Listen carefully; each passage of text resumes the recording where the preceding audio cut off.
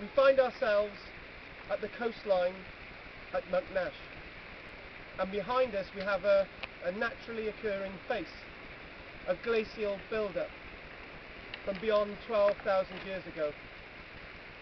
Directly above me we find the two bones that were reported earlier on in the year by myself. This is a secluded part of the coastline, but very popular with people coming to walk their dogs. Today what we do find is that this particular stretch of coastline, we see the cemetery that is above me dating all the way back 1,000 years.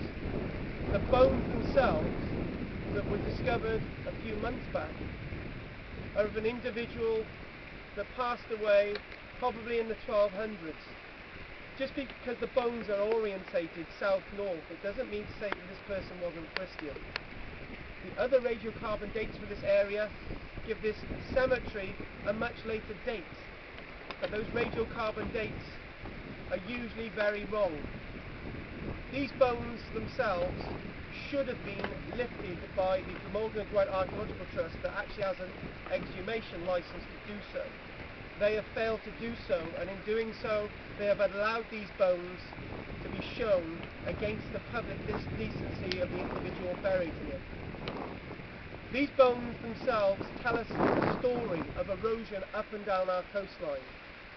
Individuals that have their bones being eroded into the sea today.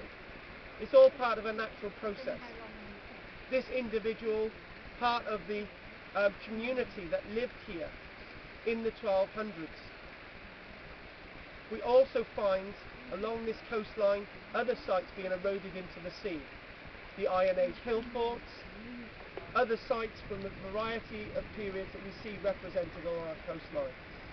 But back to these bones finally for a moment.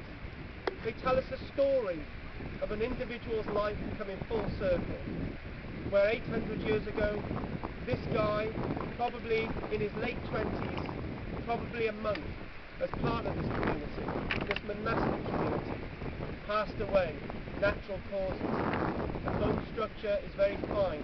He had a very good diet, and at the time fed very, very well. People fed in this way as equal to the monks would have been the kings and queens of the day.